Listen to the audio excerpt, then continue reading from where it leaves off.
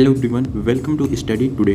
सो आज की इस वीडियो में देखेंगे भूगोल, यानी कि जो सब्जेक्ट भूगोल है, इस भूगोल के प्रथम वर्ष के प्रथम सेमेस्टर का जो पेपर है भौतिक भूगोल यानी कि फिजिकल जियोग्राफी का हम आज सिलेबस देखेंगे।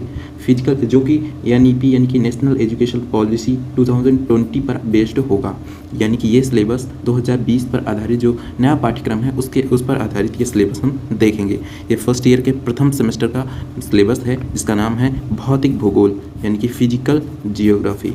चलिए हम देखते हैं इसमें टोटल 8 यूनिट दी गई हैं, यानी कि इसके सिलेबस में टोटल 8 यूनिट दी गई हैं और 8वें यूनिट में हमें देखना होगा कि किस यूनिट में कौन कौन से टॉपिक हैं और उन्हें हमें किस तरीके से पढ़ना है, और या फिर जो भी मतलब कि प्रत्येक यूनिट में हमें कौन कौन से टॉपिक हैं उन सभी टॉपिक्स को हमें देखना होगा। तो चलिए शुरू करते हैं इस वीडियो को। तो सबसे पहले हम देखते हैं पहली यूनिट है। यहाँ पर पहली यूनिट फर्स्ट यूनिट में दिया गया है कि इसमें हमें पढ़ना पड़ेगा भौतिक भूगोल की प्रकृति, यानी इसकी नेचर क्या है एंड इसका क्षेत्र क्या है, एरिया क्या है, यानी कि फिजिकल जो जियोग्राफी है इसकी प्रकृति क्या है और क्षेत्र क्या है, इसके विषय में आपको पढ़ना पड़ेगा। दूसरा इसमें टॉपिक दिया है कि ब्रह्मांड की उत्पत्ति, सौर मंडल और पृथ्वी के विषय में हमें पढ़ना पड़ेगा, यानी कि ब्रह्मांड की उत्पत्ति, सौर मंडल की उत्पत्ति, पृथ्वी की उत्पत्ति, इन सभी की उत्पत्ति के विषय में, ओरिजिन्स के विषय में पढ़ना होगा और साथ ही साथ इन सभी के विषय में डिटेल में भी पढ़ना होगा। अब हम देखते हैं अगले, यानी कि इस यूनिट के अगले टॉपिक की ओर। अगला जो टॉपिक है इसमें पढ़ना होगा पृथ्वी की आंतरिक संरचना, आंतरिक जो स्ट्रक्चर होती है यानी कि इंटरनल जो स्ट्रक्चर होती है धरती की, उसके विषय में पढ़ना होगा कि किस तरीके से इसका डिवाइडेशन है आंतरिक स्ट्रक्चर में। इन सभी चीज़ों का आपको अध्ययन करना होगा। तो यूनिट फर्स्ट में हमें भौतिक भूगोल की प्रकृति एवं क्षेत्र, ब्रह्मांड की उत्पत्ति, सौर मंडल और पृथ्वी की उत्पत्ति, इन सभी का पढ़ना है और पृथ्वी की आंतरिक संरचना के विषय में पढ़ना है। अब हम चलते हैं अगले यूनिट, सेकेंड यूनिट में देखते हैं किन किन टॉपिक्स का स्टडी करना है। तो अगली यूनिट है, इसमें पहला जो टॉपिक है महासागरों तथा या फिर महासागरों एवं महाद्वीपों की उत्पत्ति के विषय में पढ़ना पड़ेगा। तो महासागर तथा महाद्वीपों की उत्पत्ति किस तरीके से हुई, किसने कौन कौन से सिद्धांत दिए, उन सभी का अध्ययन करना होगा। अगला इसमें यूनिट 2 का जो अगला इंपॉर्टेंट टॉपिक है भू संतुलन क्या है, इसके विषय में आपको पढ़ना पड़ेगा। और उसके बाद अगला जो टॉपिक है भूकंप तथा ज्वालामुखी या भूकंप और ज्वालामुखी के विषय में पढ़ना पड़ेगा, है ना, अर्थक्वेक एंड वोल्केनोस के विषय में पढ़ना पड़ेगा। उसके बाद जो यूनिट टू का जो अगला इंपॉर्टेंट टॉपिक है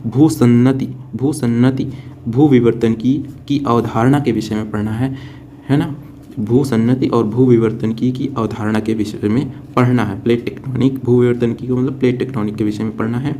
अब हम चलते हैं अगले, तो यूनिट 2 में हमें महासागरों में महाद्वीपों की उत्पत्ति, भू संतुलन, भूकंप और ज्वालामुखी, भू सन्नति, विवर्तनकीय की अवधारणा, तो इन चारों हमें टॉपिक्स को यूनिट 2 में हमें पढ़ना है। अब हम चलते हैं अगले यूनिट की ओर और अगले यूनिट में देखते हैं किन किन टॉपिक्स का स्टडी करना है।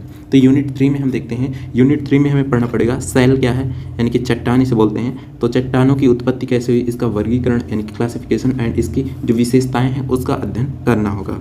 उसके बाद देखेंगे अगला जो इंपॉर्टेंट टॉपिक है वलन क्या है, इसके मतलब कि वलन किस क्रिया को कहते हैं या वलन क्या है, भ्रंशन क्या है, अपक्षय अपवर्तन चक्र क्या है, तो इन सभी टॉपिक्स को हमें पढ़ना है। उसके बाद अगला जो इंपॉर्टेंट टॉपिक है अपवाह तंत्र क्या होता है, इसके विषय में भी पढ़ना।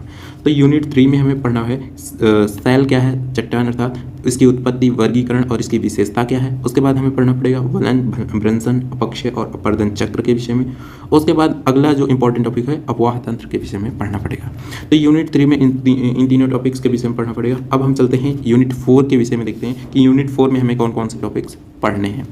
तो देखते हैं यूनिट 4 में जो इंपॉर्टेंट टॉपिक है नदी संबंधी स्थलाकृतियों के विषय में पढ़ना है, वायु संबंधी स्थलाकृतियों या फिर वायु द्वारा स्थल रूपों का विकास जो होता है या वायु द्वारा निर्मित स्थलाकृति के विषय में पढ़ना है। उसके बाद 13वां जो अगला इंपॉर्टेंट टॉपिक है हिमानीकृत एवं तटीय स्थलाकृति, यानी कि समुद्र यानी कि बर्फ द्वारा जो स्थलाकृति बनती है उनके विषय में तथा तटीय स्थलाकृतियों के विषय में हमें पढ़ना है। तो यूनिट 4 में हमें स्थलाकृतियों के विषय में पढ़ना है, यानी कि नदी संबंधी स्थलाकृति, वायु संबंधी स्थलाकृति, हिमानी संबंधी स्थलाकृति और तटीय संबंधी स्थलाकृति, तो इन सभी स्थलाकृतियों के विषय में हमें पढ़ना होगा यूनिट 4 में।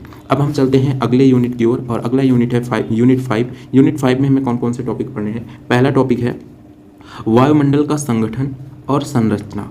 तो वायुमंडल का संगठन किस तरीके से होगा और इसका स्ट्रक्चर क्या है, इसके विषय में पढ़ना होगा।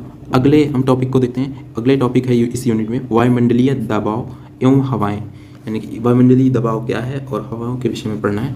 तो ये टॉपिक्स थे इंपॉर्टेंट, इन सभी टॉपिक्स को हमें यूनिट 5 में स्टडी करना होगा। अब हम चलते हैं अगले यूनिट की ओर, और अगला यूनिट है 6 यूनिट में हमें क्या क्या पढ़ना है। इसमें पहला जो इंपॉर्टेंट टॉपिक है वायु राशियाँ क्या हैं तथा वाताग्र, वायु राशियाँ तथा वाताग्र के विषय में हमें स्टडी करना होगा। उसके बाद हमें पढ़ना, अगला जो इंपॉर्टेंट टॉपिक है चक्रवात और प्रति चक्रवात के विषय में पढ़ना होगा। उसके बाद हमें पढ़ना पड़ेगा अगला जो इंपॉर्टेंट टॉपिक है आर्द्रता और वर्षा, यानी कि ह्यूमिडिटी और रेन के विषय में हमें पढ़ना पड़ेगा।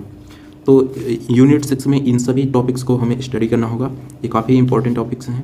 अब हम चलते हैं अगले यूनिट की ओर, और अगला यूनिट है यूनिट 7। इस यूनिट 7 में हमें कौन कौन से टॉपिक पढ़ना है। पहला जो टॉपिक है महासागरीय तल जल का संगठन, तापमान एवं लवणता, है ना। जो पहला इंपॉर्टेंट टॉपिक है महासागरीय तल के विषय में, जल का संगठन किस तरीके से हुआ, और तापमान एवं लवणता के विषय में पढ़ना पड़ेगा। इसका वितरण किस तरीके से है इसके विषय में पढ़ना पड़ेगा, इसकी विशेषताएं, इसके लक्षण, इन सभी चीज़ों को हमें पढ़ना होगा। उसके बाद हम देखते हैं अगला इंपॉर्टेंट टॉपिक जो है महासागरीय जलधाराओं के विषय में, महासागरीय जलधाराओं का परिभ्रमण एवं ज्वार भाटा के विषय में पढ़ना पड़ेगा।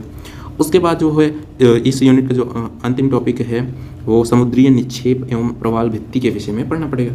तो जो यूनिट 7 में इंपॉर्टेंट टॉपिक्स हैं महासागरीय तल, जल का संगठन, तापमान एवं लवणता, महासागरीय जलधाराओं का परिभ्रमण एवं जल ज्वार भाटा के विषय में पढ़ना पड़ेगा, और समुद्रीय निक्षेप या प्रवाल भित्ति के विषय में पढ़ना पड़ेगा।